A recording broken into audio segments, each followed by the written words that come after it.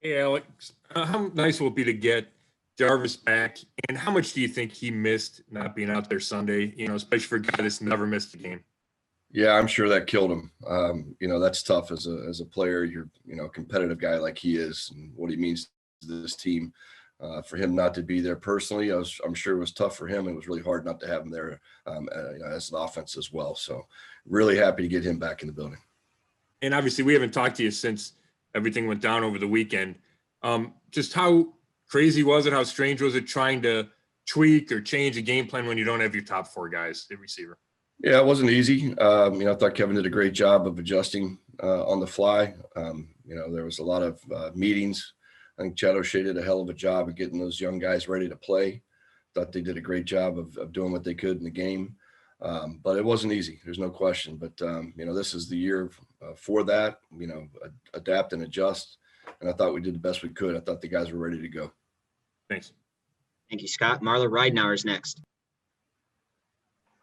Yeah, Coach, not that you need any extra motivation, but do you think those receivers are really, just sitting out, will really fire them up even more, or just, make them more on point in preparation or anything this week?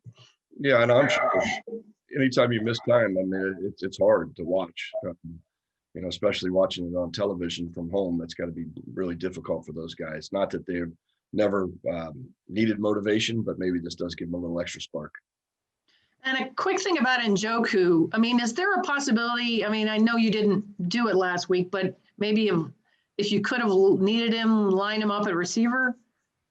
Yeah, we do multiple things with that tight end group. So there's, times when we'll split them out wide. And that's something that, we definitely have done during the course of the season and could always do. Okay, thank you. Thanks, Marla. We'll go to Mary Kay Cabot. Yeah, Coach, can you just talk about, the aftermath of Baker from that game? And, he was very, very hard on himself. Just wondering, and now he moves into another kind of stressful week. He's admitted even that, this is difficult on everybody. How is he doing? How has he looked? What have your interactions with him been like? And what do you expect him to do in terms of bouncing back on Sunday? Obviously expecting to bounce back. Probably wasn't his best game. He'd be the first to tell you. I mean, obviously he's kicking himself for the fumble there at the end. But he's a guy that's resilient. He's had his back against the wall multiple times in his career, and he comes out swinging. That's what we expect from him. He's been great in meetings. We've had really good meetings, a little bit longer than normal at this point. Just making sure everything's detailed up, and that the fact that we couldn't get together until later yesterday. Practice yesterday was incredible. He threw the ball, with extreme accuracy. Everything was perfect. I think he had the perfect day of practice. So I know he's locked in, he's dialed in. Now we just have to, go with the bumps in the road here, and then, turn it loose on game day. But the guys have done a great job in these virtual meetings of staying on top of things, and they've been really interactive, and we'll continue that throughout the course of the day. And hopefully we'll be able to get in at some point. If not, then, it is what it is, and we'll be ready. Thanks, Coach. Thanks, Mary Kay. Jeff Shadell, you're up.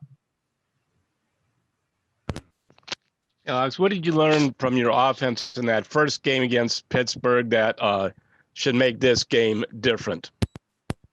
I said before, we didn't play our best game across the board. I think that's the thing that these guys have learned. They've went back and watched that game, and they understand that when you're playing good defenses like the Steelers have, you got to be on top of your game. So just a little more, whatever it takes this week, just bringing a little bit more. Playing with physicality, I think is important against this group. But and I think we're in a different place than we were then, and it'll be interesting on Sunday. But I feel really good about our week of preparation to this point. As disjointed as it has been. Like I said, the guys are focused in, they're ready, and they understand what happened in the last game and who we were at that point and where we are going to be on Sunday. Thank you, Jeff. Dan Lobby has our next question. Hey, Coach. This is kind of a bigger picture question, I guess. J.C. Treader wrote today for the NFLPA that this offseason maybe showed that the offseason program doesn't need to be kind of what it's been. Maybe it's even something you could do away with. I know you as a coach always want to be able to coach guys. So I guess, would you be open to changes in the offseason program? And how important do you think it actually is to, the product on Sundays? For starters, I got a lot of respect for JC. I know I've had a chance to work with him in Green Bay too. So I know what he brings to the table as a player and what he means to this league. But as a coach, obviously, we'd love to have him in the spring to coach him. Reflecting as a quarterback and a quarterback coach, that's valuable time that we're missed in the spring of talking footwork and details and protections and adjustments and everything that comes with the mental aspect. For years, I participated in a player and as a player in QB school, which is a big part of tearing the offense all the way down to the nubs and building it back up with the QBs in the room. And that's a process that, we really miss. And, obviously the health and safety of everybody is most important. But if we could get together, obviously as coaches, we would love to have them in, because there's a lot of stuff that gets missed, not going through the OTAs, seeing the looks, seeing the different issues that come up, and, all that you put into that memory bank that you use during the season. So I think it's valuable, like I said, but health and safety is ultimately the most important. Thank you. Thank you, Dan. Jake Trotter, we'll go to you.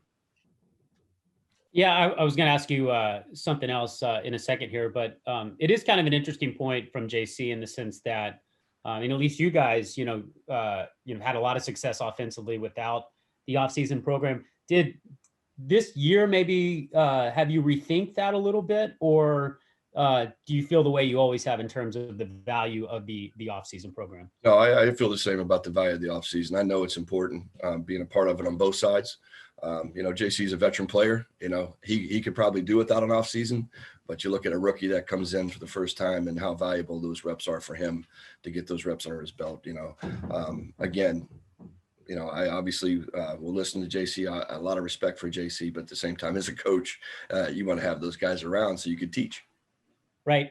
So the last 5 or 6 days are almost semi-unprecedented for an NFL team to deal with, from what you guys have gone through from Saturday up until now. How has Kevin managed all of it in your estimation? Unbelievably. Never wavers. We don't use excuses at all. And to a man, that's the message that gets reflected to the team every day. There is no excuse, right? Whatever it is, and we'll have to adapt and adjust to it and make it work. At the end of the day, nobody really cares. The Pittsburgh could care less whether we're in the building or not. And that's the reality of the NFL. Too bad for us, but hey, we got to find a way to get it done, and we'll get that done. We've like I said, we've done a great job this week so far. Thank you, Jake. Scott Petrick, your line is open. Hey, Coach, following up on what Jeff asked you about going back to week 6, from a scheme wise or a play call perspective, do you guys have to change a lot because of what the Steelers did? Obviously we're in a different place right now. I think, we have a better understanding of who we are and how we operate on offense. I think that'll change. Going in and saying, hey, we can't call this, we can't call that, we have to do this. You're going to do that in every time you have a second matchup versus a division opponent. So that's nothing new, but I think we just have a better understanding of who we are and how we operate now. And how much of a difference would having Nick Chubb didn't play the first game and Wyatt back to? I mean, those are guys that are big players for us, obviously, and then that'll help us for sure. Anytime you could get premier players like Nick and Wyatt back in the lineup, that's a plus for the offense for sure. Thank you. Thank you, Scott. We'll go to Nate Ulrich. Hey, Coach, along the lines of premier players, how much does it get your attention when you see out of Pittsburgh word that TJ Watt and Cam Hayward will sit out? Yeah, that is part of the deal at this time of the year. But it's not really about them. It's about us, and it's about our focus on our work and what we need to get done. So, that's a decision that we made. We'll see. But at the same time, not really focused on who's not going to be in there. We're really focused on who we are and what we're going to get done and what we're trying to accomplish.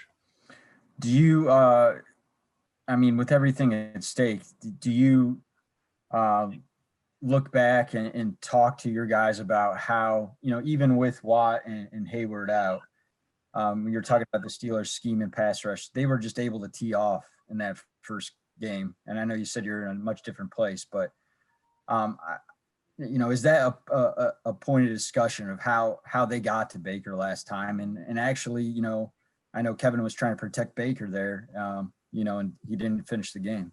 Mm-hmm.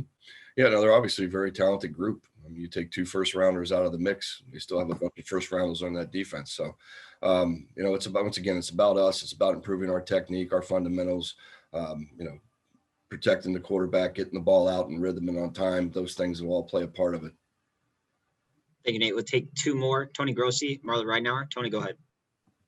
Hey, Alex, when you say Baker had a perfect practice, you said it with conviction more than hyperbole. Is this statistically supported? I mean, was there no ball on the ground? What? And was it his best practice of the year? He was very sharp. He was laser focused when I walked in, a little bit of a surly mood, just a different day. So I could tell that he was locked in and ready to go. He ripped every ball he threw, bounced one off of a helmet that was, just absolutely fired. So he was locked in and we didn't have a long practice, but he was perfect. And yes, statistically, yes. Okay, thank you. Thank you, Tony. Final question goes to Marlon Ridenauer.